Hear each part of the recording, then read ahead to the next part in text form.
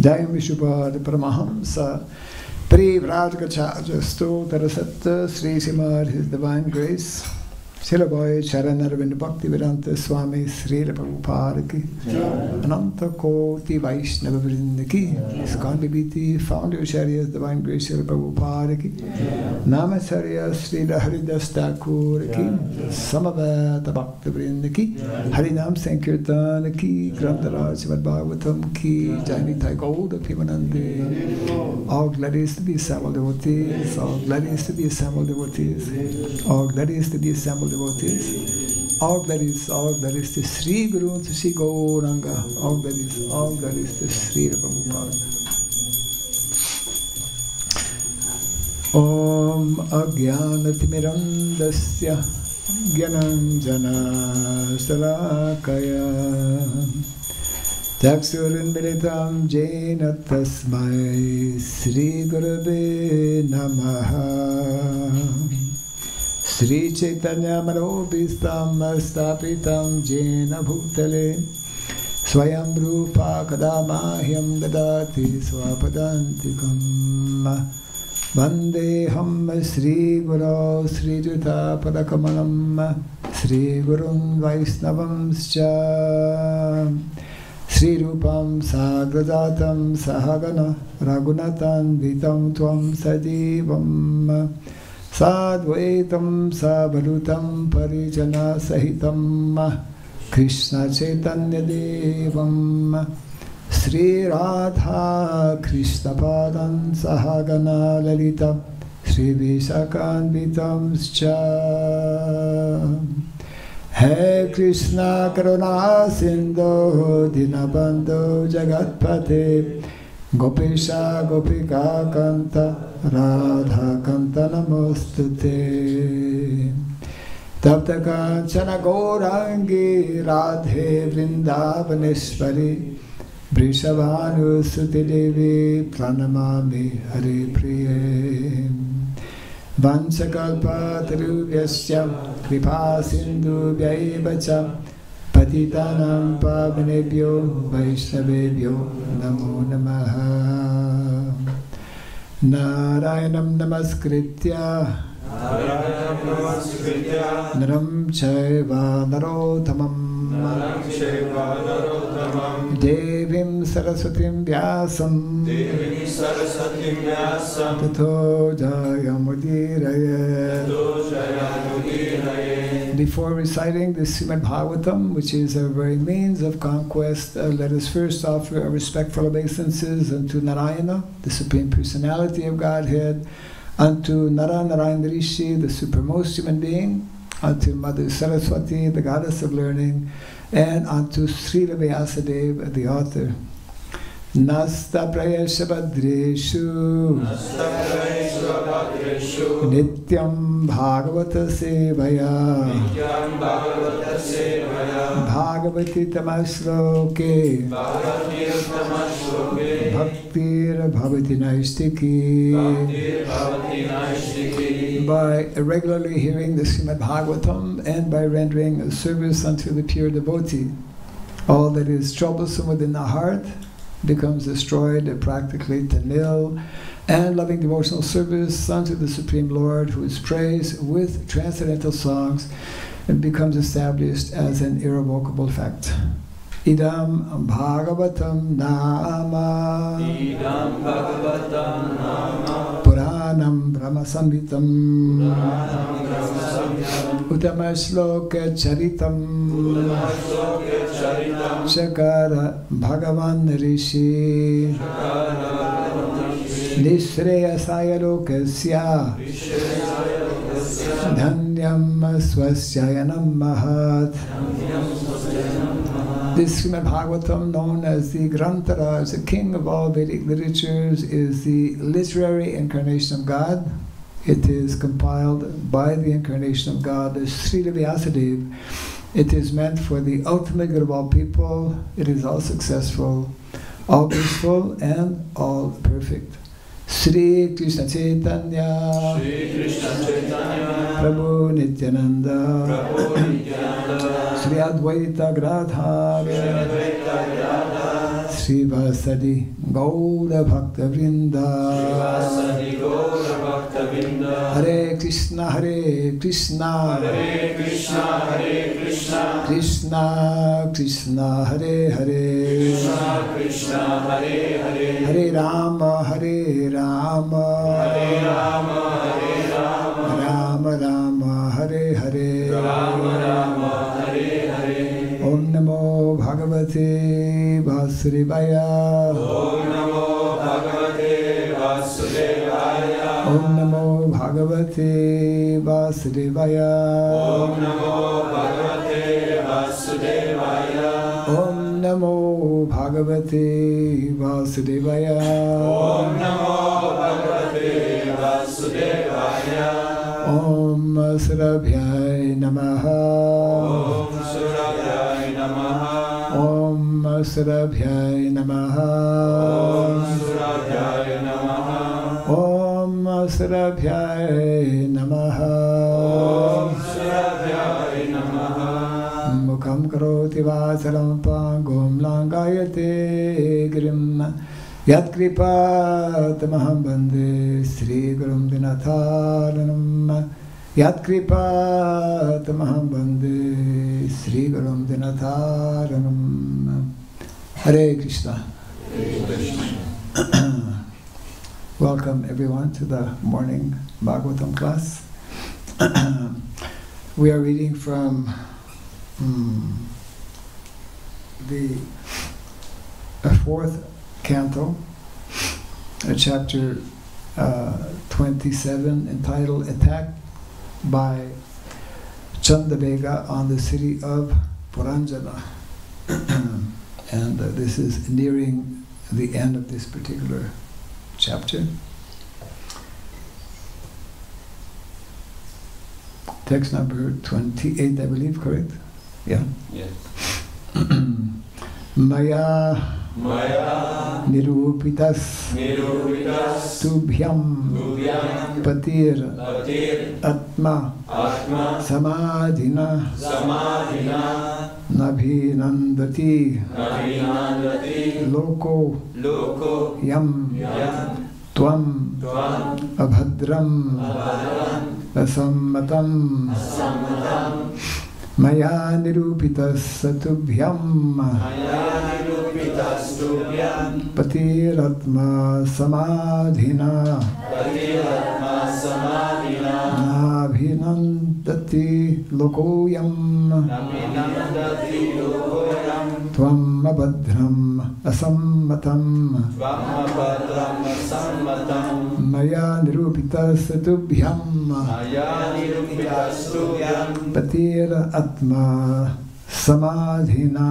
Patiratma Samadhina Nabhinandati Lokoyam Nabhinandati Lokoyam Tvam Abhadram Asammatam Tvamabhadram Sammatam Maya Nirupitas Tubhyam Maya Nirupitas Tubhyam Patir Atma Samadhina Patiratma Samadhina Nabhinandati Lokoyam Nabhinandati Lokoyam Tvam Abhadram Asammatam Tvamabhadram Sammatam Maya Nirupitas Tubhyam Maya Nirupitas Tubhyam Patiratma Samadhina Patiratma Samadhina Nabhinandati Lokoyam Nabhinandati Lokoyam Tvamabhadram Sammatam Tvamabhadram Sammatam Maya Nirupitas Tubhyam Maya Nirupitas Tubhyam Patiratma Samadhina Patiratma Samadhina Nabhinandati Lokoyam Nabhinandati Lokoyam Tvamabhadram Samanmatam Tvamabhadram Sammatam Maya Nirupitas Tubhyam Maya Nirupitas Tubhyam Patiratma Samadhina Patiratma Samadhina Nabhinandati Lokoyam Nabhinandati Lokoyam Tvamabhadram Sammatam Tvamabhadram Sammatam Ladies. Nayanirupitastubhyam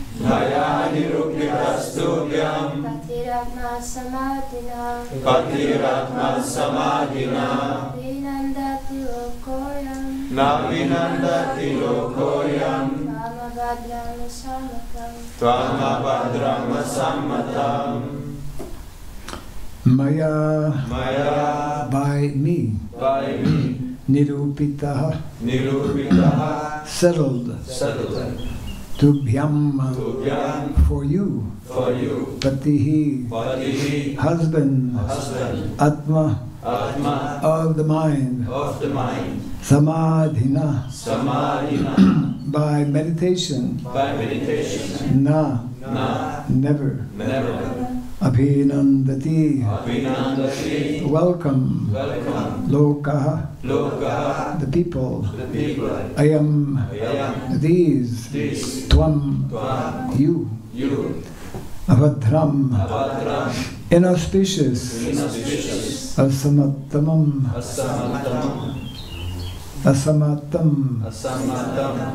unacceptable. Translation and purport by His Divine Grace A.C. Bhakti Raghava Swami Srila Prabhupada Ki. The king of the Yamanas replied, after much consideration, I have arrived at a husband for you. Actually, as far as everyone is concerned, you are inauspicious and mischievous. Since no one likes you, how can anyone accept you as his wife? Can you repeat after me? The king of the Yavanas replied. After much consideration, I have arrived at a husband for you. Actually, as far as everyone is concerned, you are inauspicious and mischievous. Since no one likes you, how can anyone accept you as his wife? Interesting topic. Purport. After much consideration, the king of the Yavanas decided to make the best use of a bad bargain. Kalakanya was a bad bargain, and no one liked her. But everything can be used for the service of the Lord. Thus the king of the Yavanas tried to utilize her for some purpose. The purpose has already been explained.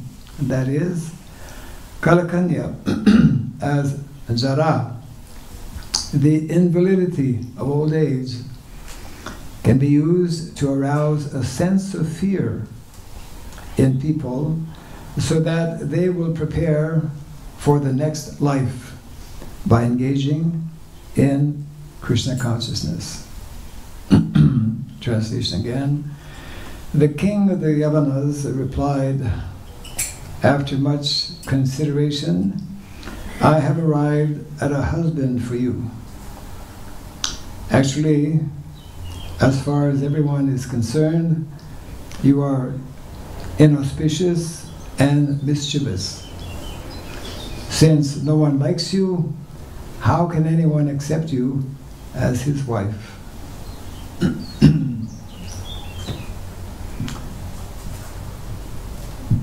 So the subject matter is dealing with the topic of Jara. We hear from the Bhagavad Gita, Janma, Mrityu, Jara, Vyadi, Dukkha, Dosha, Vidarsanam. The four main problems of life are summarized actually in these four. Beginning with Janma. Janma means reincarnating again and again in this material world due to not understanding who we actually are and what the purpose of life is.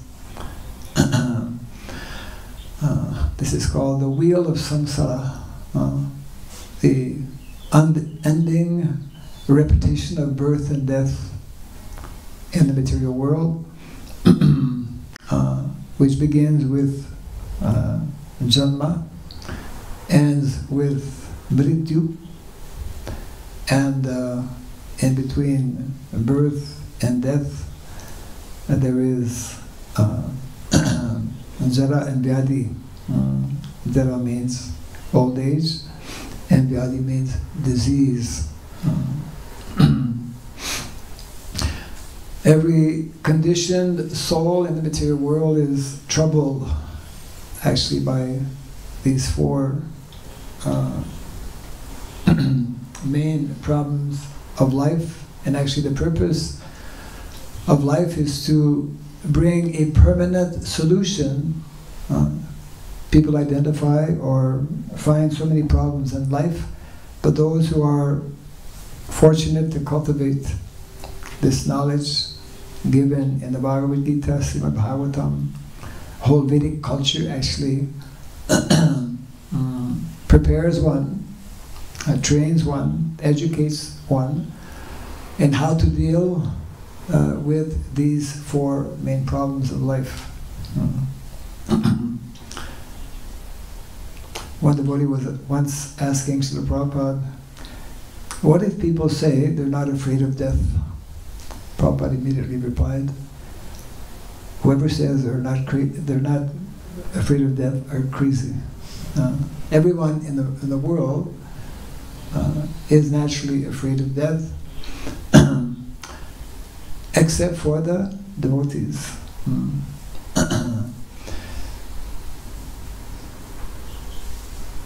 And most people begin to think a little bit, not too much, because no one likes to think about death. But everyone, when they reach the age of 50, approximately, it's called middle-age crisis. Anyone here 50 and over? Yeah. Middle-age crisis. We hear about this a lot in the material world. People actually suddenly realize, what's happening? I'm not young anymore. I can't digest so easily. My vision is becoming impaired, etc., etc. But for a devotee, there are many nice statements made by Srila Prabhupada. For a devotee, old age is an impetus to actually become more applied in one's practice of Krishna consciousness, and an impetus to actually remember that very soon, Krishna willing, he will take me out of this miserable condition that we find ourselves here in the material world. And therefore, we have many wonderful bhajans or songs that explain that when one takes shelter of the lotus feet of the Lord, Bhaja Hurevana Srinandanandana Abhaya Charanara Vindare. Abhaya. Bhaya means fear. Abhaya, the opposite, means fearless. So a devotee in any phase of one's existence, and especially in old age, in the early days of our movement, practically nobody, the only elderly person was Srila Prabhupada. But no one else, everyone was very young, and we could not understand very much about Vanaprastha life, because we had no examples, and we could not understand so much about old age. Of course, all the disciples of His Divine Grace Srila Prabhupada are now experiencing this stage of life, and we are all fortunate in that we can just take shelter of the good instructions that are given to us by, even in old age, of course every situation will be different, but by immersing ourselves in the practice of Krishna consciousness and in the mission of our founder, Acharya Srila Prabhupada. Srila Prabhupada actually explained that one can, of course, transcend the dualities and the miseries of the material world when one is fully disconnected with these modes of material nature. In other words, when one becomes a Paramahamsa, then he can, he becomes situated fully in that level of full transcendental happiness and is undisturbed by the ongoings of the material world. But we all know that the stage of Paramahamsa is not such an easy stage to attain. And therefore Prabhupada explains how one can also experience similar feelings of transcendence and of not being disturbed by the ongoings of the material world. How?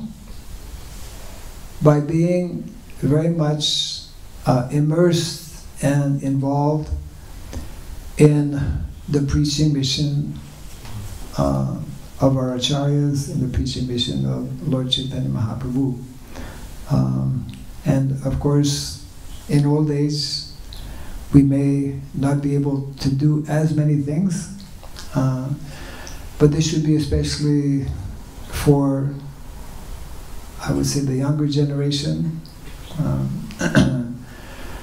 Now we are, we could say, in a very, very important and critical transitional stage within the movement. Already many devotees who have been fortunate to be connected with the movement from the very beginning. Of course, many have already left, and within a short time, it will be, well, it's becoming rare now, but it will one day become no more. Means the first generation, so to speak, of the Krishna consciousness movement will no longer be there. So all of us who are in this, Prabhupada calls it the, what is it? That there are 6 stages, as we know, in terms of being born, growing, growth, staying for some time, producing byproducts, and then the 5th is the dwindling stage of life. All of us, if we reach that age, we will experience the dwindling stage of life. And then, of course, the last stage is leaving this body.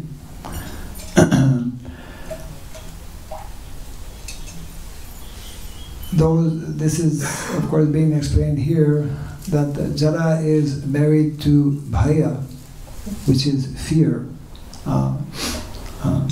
And everyone in the material world is naturally fearful of losing this body, mainly because they are unaware that they're not this body. So our business as devotees is to teach this knowledge or this science of Krishna consciousness so that people will be able to properly cope with all the different stages of life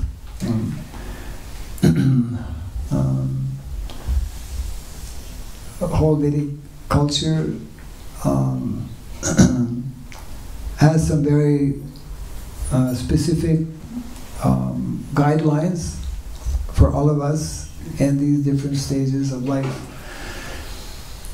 The more we study about Vedic culture and how society is meant to be organized, which is one of the very important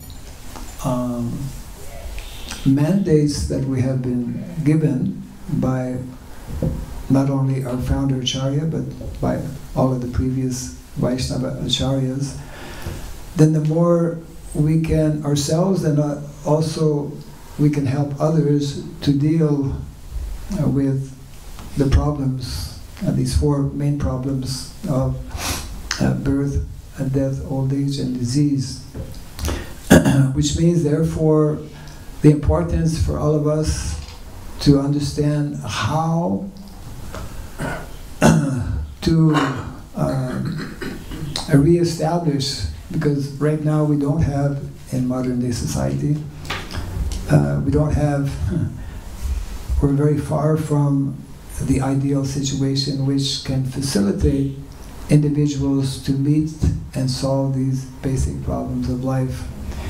And therefore,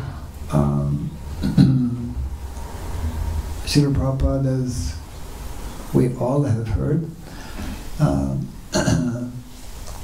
had a great desire to, even though it's extremely challenging, to reintroduce what is meant to be the standard norm within society. I'm referring, of course, and that's my primary purpose in coming to Europe at this time, to introduce as much as possible this, we could say, aspect of the mission that Prabhupada spoke about, but Srila Prabhupada mentioned that he was not able to establish the remaining portion of his mission. I think everyone must have heard. Prabhupada actually telling to devotees that 50% of my mission is yet to be established. And we have that tremendous responsibility to understand what that is and how to go about doing it. Which is largely based on, I suppose, the topic of education. We need to educate ourselves to begin with as to the actual meaning and the ramifications of what do we actually mean when we speak about Vedic culture. Of course, the essence of the Vedic culture and the most important and the beginning aspect is to chant the holy name, which we do every day. And anyone who takes up to the process of chanting the holy name, which is the recommended process, especially in Kali Yuga, the Yuga Dharma,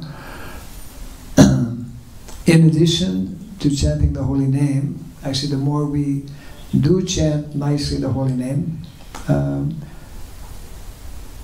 our consciousness will be more purified and prepared to understand the, we could say, entirety of Srila Prabhupada's mission. In the Vedic culture, for example, people who are in old age, since we're talking about jara, old age, most people, of course, in the world are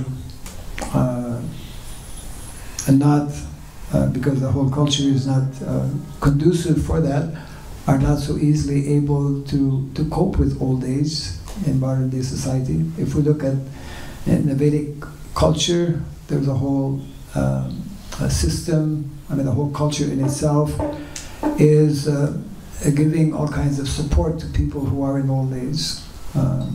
One of the most important ways, of course, is that old people stay in their homes.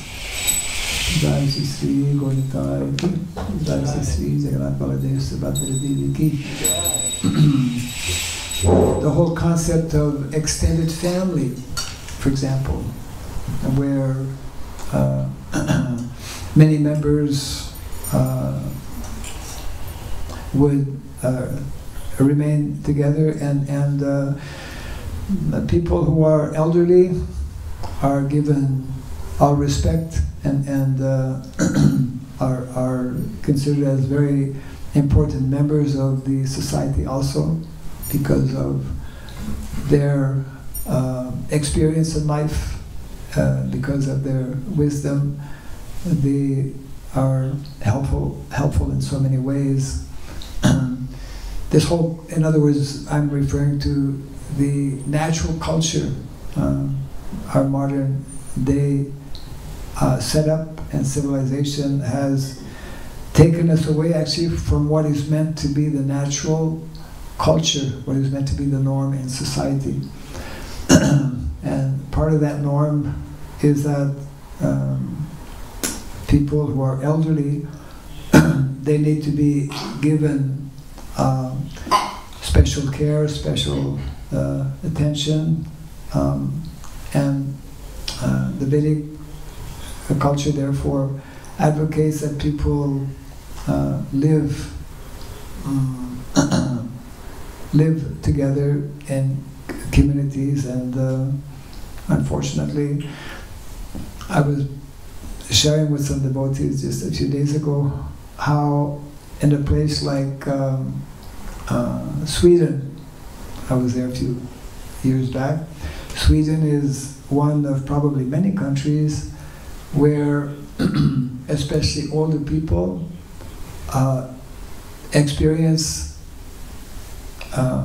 loneliness, and the problem is such that there's so many people who are in that condition, and it's not only amongst old people, apparently. The problem is such that the government has established a department or a ministry for loneliness, which when I heard about it was rather unusual. But that's how the situation is in modern day society when we deviate from what is meant to be the norm. In the Vedic cultures, we know from the very first canto of the Bhagavatam, we have a description of how there are specific individuals within the Vedic culture who require special care and special attention. And those are, of course, brahmanas, women, children, those who are elderly, diseased, those who are actually dependent on others. They need special care and special attention. Of course,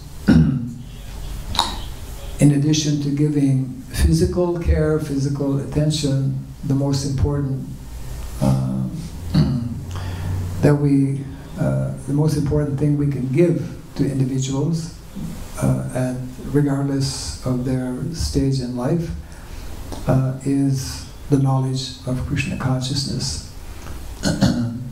So we have, in other words, a dual purpose. The Krishna consciousness movement has this dual goal of introducing naturally knowledge, transcendental knowledge, which is culminating in what we call Krishna consciousness. But in addition to that, we also have a responsibility to bring about Prabhupada gave us that mandate.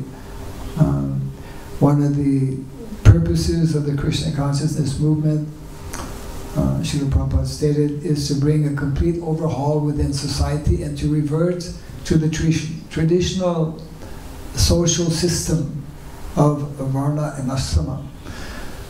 And when that is properly understood, and only when it is properly understood, can we actually begin to bring about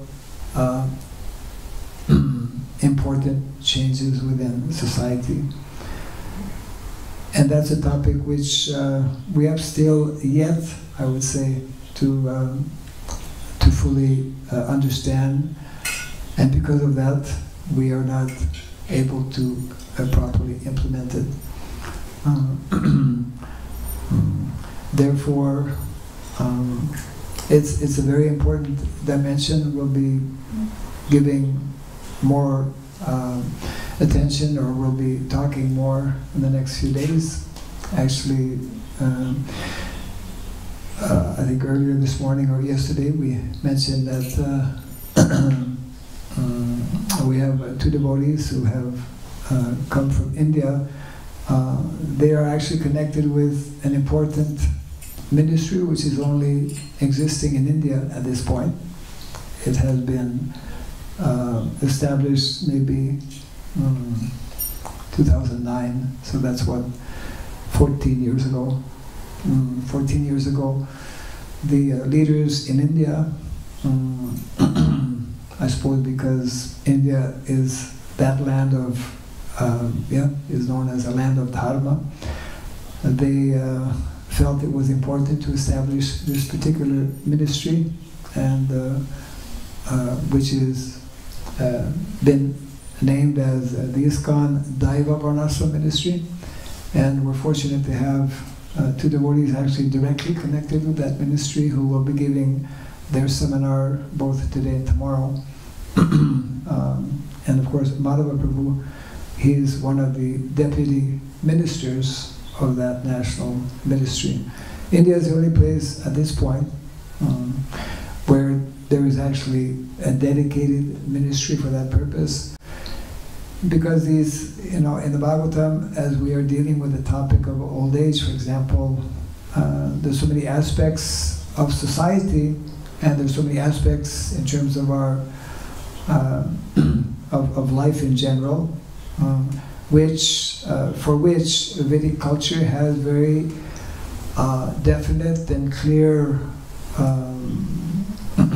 insights and directives, which facilitates ultimately on both levels the dealing with the various problems of life. So in addition to Madhava Prabhu, who's our brahmachari here, we have Vasudam Prabhu, who's also one of the directors. There are a number of areas. He's the director of our traditional technologies. Traditional technology is a whole topic in itself, and they'll be presenting their seminar in dealing with one of the very essential aspects in the Vedic culture that we tend to neglect, that we have neglected in general in society, and because of that we find ourselves in a lot of difficulties. Of course, that has to do with one of the aspects in terms of the material, we could say, material level or material aspect of dharma. Dharma is meant to be our primary focus as devotees. Devotees are those individuals who have some understanding of dharma, in terms of dharma being our primary object of meditation. As a matter of fact, Narada Muni instructs to Yudhishthira Maharaj that those who are devotees, they are devotees. Devotee means one who is especially concerned about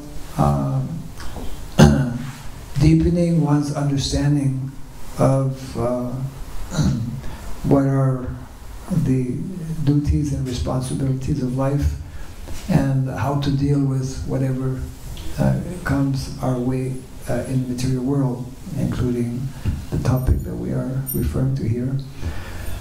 So I'm actually thankful to the devotees here in Zurich for giving us this opportunity to visit and introduce some aspects which we maybe don't often discuss, because within our society mainly we are dealing with the subject matter of what is generally referred to as our spiritual swadharma. Again, the topic of dharma is a very involved topic. Spiritual swadharma has been and largely remains, and needs to remain actually, the main focus for all of us, which has to do with how to develop our Krishna consciousness in terms of our spiritual identity. But there's a whole other dimension which we are less, I would say, familiar with, which is a very integral part of the Vedic culture, and that has to do with what we call material swadharma. In other words, because we are here in the material world, when we speak about dharma, we cannot avoid the material dimension of dharma, because we are every single moment of the day having to deal with matter, having to deal with material nature. And our Vedic culture and the Vedic literatures give us some very specific guidelines, very detailed information, how to best deal, just like this body that we have, we begin to understand even more so as we get older the various difficulties that all of us, Prabhupada is referring here to, all of us, we have this bad bargain of the material body, and therefore how to make the best use of this bad bargain. These guidelines and these instructions are actually given in our Vedic literatures, because our Vedic literatures have that unique, I would say, unique characteristic of not only giving us detailed information about our spiritual self, spiritual identity, spiritual duties and responsibilities, but also a whole very detailed level of material knowledge which we are meant to use in Krishna's service. And so these are topics, especially, I would say, Varnasrama ministry that we have is especially focused on, in many ways, on this material swadharma and how to balance these two aspects so that we can best deal with our situation, because we are, all of us, we are embodied in this temporary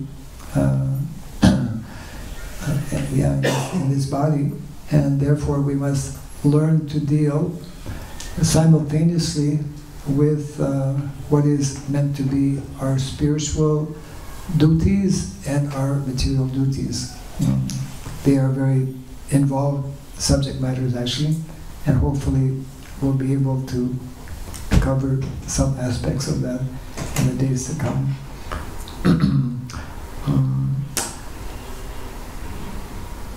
We'll take a few minutes possibly for any comments or any questions that might be there.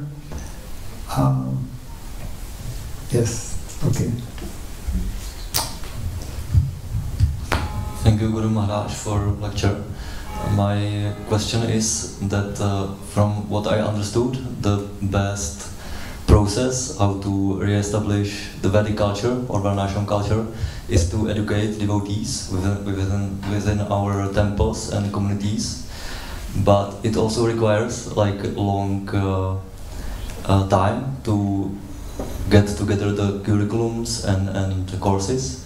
So my question is, what should be the transition stage between this establishing of these educational institutions or Varnashram colleges? What is the best step for devotees who want to like support this re-establishing of Varnashram culture? What should be the transitional stage? Wow, interesting question. Actually, what is most important, and in the last few weeks especially, in traveling to different countries, what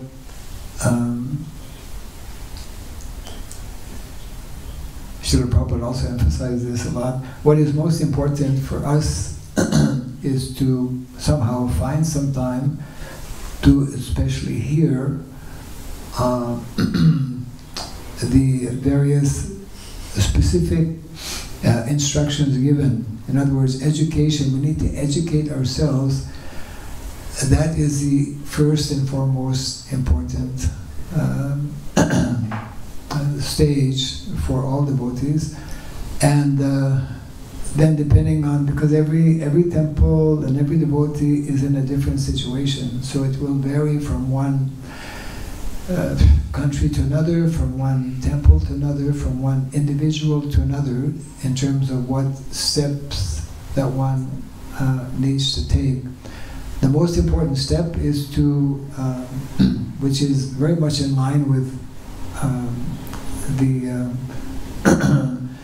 the need to also develop our spiritual awareness. You know, we emphasize, our acharyas emphasize Sravanam, hearing, isn't it? Sravanam, Kirtanam, Vishnu Smaranam. So in a similar way, to address the topic of Varnashrama Dharma, there is a necessity, there's a need to hear, to actually practice the two aspects of Sravanam and Kirtanam, to hear and to speak and to discuss. And we have some specific,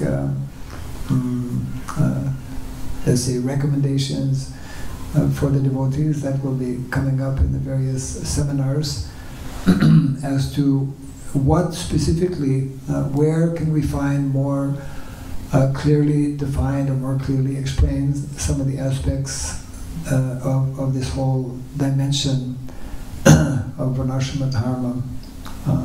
And once that initial stage is taken care of, then I would say devotees will be more easily able to understand, okay, what next to do. And that will vary, as I mentioned, from one situation to another. Kaladeshapatra is very much an important factor in that respect also. So later on we'll give some specific, let's say, references that can help devotees actually more easily understand. Yeah. Someone, yeah, you can give the mic. Yeah. What does this mean, Kaladeshapatra? Oh, I'm sorry. Kaladeshapatra means kala, time, place, and circumstance. Yeah, according to time, place, and circumstance, we can apply or do things differently. Yeah. Hare Krishna, Guru Maharaj. I would like to point out that you will have the Gita Nagari seminar on Friday at the Vaikuntha farm from 11 to 4 o'clock. So it's going to be quite an intensive session about this topic, and if the devotees want to come, we'll have to self-organize to travel there. if you need assistance, you can always approach me or Manu Prabhu. And I hope that we can learn there more about Gita Nagari and all the topics that you have now addressed. And there will be more other opportunities as well, right? Yeah. Actually, Ajaram Prabhu is mentioning this because he's been helping to organize the schedule. Gita Nagari, for those who may not know, is originally an essay written by our founder Acharya, Srila Prabhupada. And Gita, of course, is referring to the Bhagavad Gita. And Nagari is referring to either a village or city or place or community. A community where the teachings of the Bhagavad Gita are followed. So Srila Prabhupada actually wanted, as part of this, let's say, 50% of his mission, that we work especially towards facilitating and helping to establish such types of communities.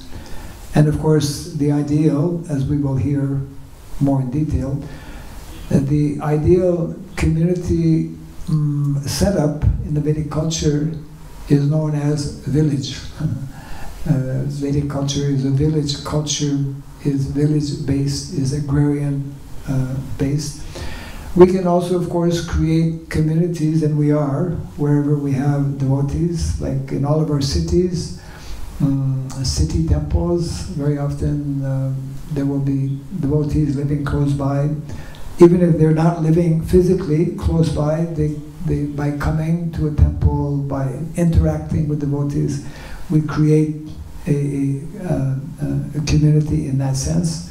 So there's different, whether it's in the city or in the village, the whole idea is to facilitate so that individuals can come together and learn these two aspects of what is our Vedic culture, the spiritual dimension of life and the material dimension in terms of how to deal with Krishna's material energy, what we should be eating, what is meant to be the ideal occupation for individuals in society, what is meant to be the ideal education, and what is meant to be the ideal means of making money or economics.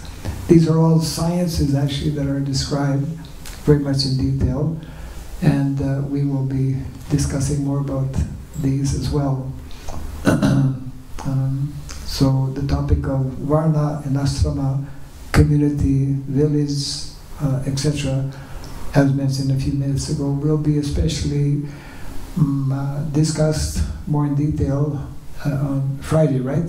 Friday between 11 and 4 o'clock. I mean, we'll have some break in between, because to be anywhere for more than 45 minutes is somewhat, can be challenging, but we'll work it out in such a way that there'll be some breaks and whatnot. Yeah. Any other comment? Yeah.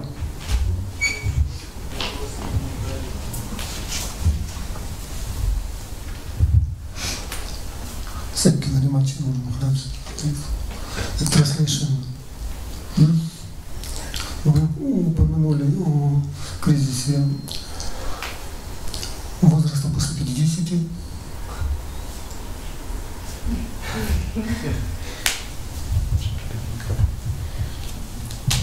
Yeah, because I would follow that. Yes. You mentioned the crisis middle age. The? You mentioned. Can you speak in the mic? Okay. You mentioned the crisis of middle age. Ah, yes.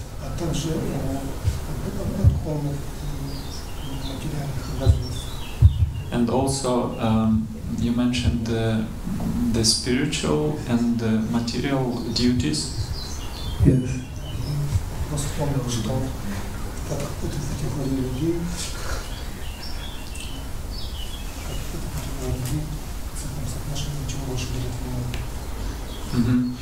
And the question is how much percent of spiritual or material duties has to be given more attention in this for these people who are situated in this middle age like this. I try the best. C'était en français, hein? The question was in French or Russian? Russian. Okay. Okay.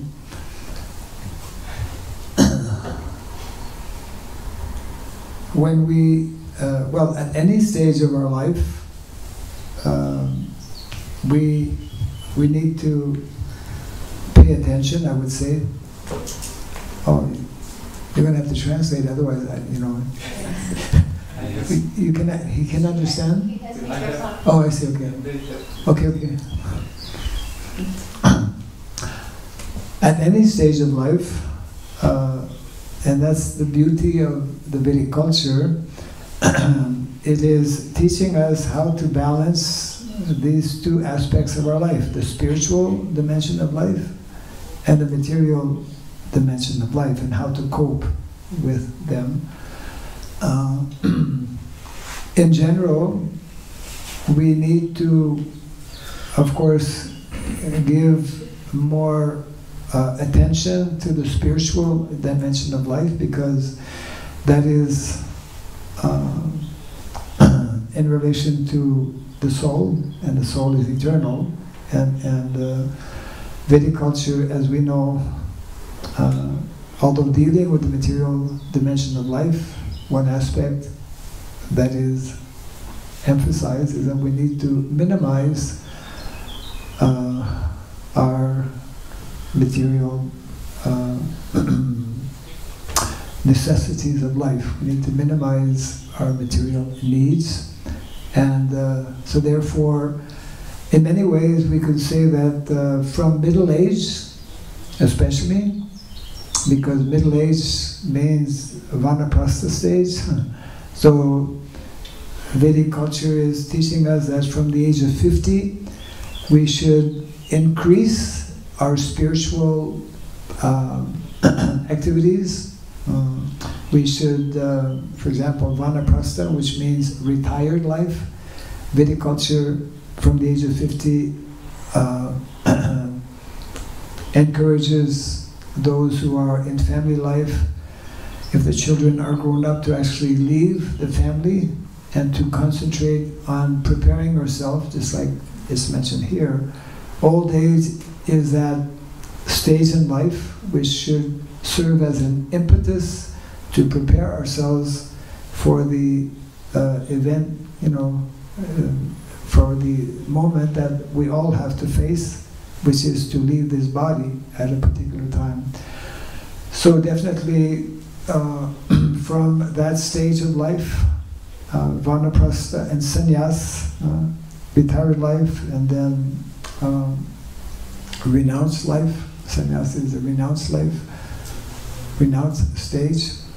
The maximum time and what is most important in that stage of life is to concentrate on our spiritual advancement in Krishna consciousness. Yes, but at all stages we need to, whether it's in, especially maybe in family life, the tendency in family life is to acquire more things than we actually need. So whole Vedic culture is teaching us, helping us, preparing us to give more time, more attention to our primary goal and purpose of life, which is self-realization, so that whenever that moment will come, we are no longer attached to this material world, we no longer have any material desires, and we have absorbed our mind our thinking, our feeling, and our willing on the spiritual platform so that we can easily transfer ourselves to the spiritual realm, to the spiritual world. Yeah. Ça va? I don't know what is. Yes. Any other? Okay.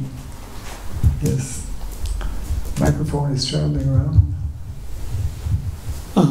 Maharaj, this is a question that I'm asking because we've been in the movement for about more than 30 years, and we've seen a lot of our people who came with us to the Krishna consciousness movement, and now they're also getting old, like we're getting. You've noticed. Yeah, I mean, and once they're getting old, because they've already done a lot of spiritual activities, they've done book distribution and run temples, and but now once they're getting old, they seem to lack engagement. They seem to lack engagement. Lack engagement, yeah. And at this stage, I'm seeing a lot of them actually going away, looking elsewhere for, what do you call it, engagement or connection, or some of them are even, doing something very strange. So how does it? How do we actually prepare those people who have been spiritual throughout their lives, but coming to middle age, that you said, the middle age crisis, that actually they get they get better engagement according to their age? Yes. Okay. Yeah. Good question. How to facilitate individuals who are elderly as devotees, so that they're not allured or attracted elsewhere, basically. Well, of course, Prabhupada does mention that he has established Mayapur and Vrindavan as places where he specifically explains those who are elderly can come to such places. It's not only Mayapur and Vrindavan, because even people in India, it's difficult for them to go and live there, but to speak of people outside of India, visa problems, etc. But that is why we are creating, that is why Srila Prabhupada has established temples, so that devotees can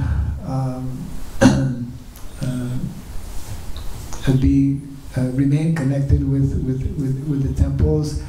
And what is something we have yet to do on the scale that Srila Prabhupada expected and requested us to do, is to establish communities where those who are at whatever stage, especially those who are elderly possibly. As a matter of fact, the whole essay of Gita Nagari is written with that in mind. Prabhupada mentions about it's especially for people who will be like in Nirvana Prastha stage. So, physically, people who are elderly as devotees cannot travel, cannot distribute books as they used to, and therefore, it's like in old age, it's something new for us who are it's new for ISKCON as a society also, because we're still a relatively young society. I would say that the more we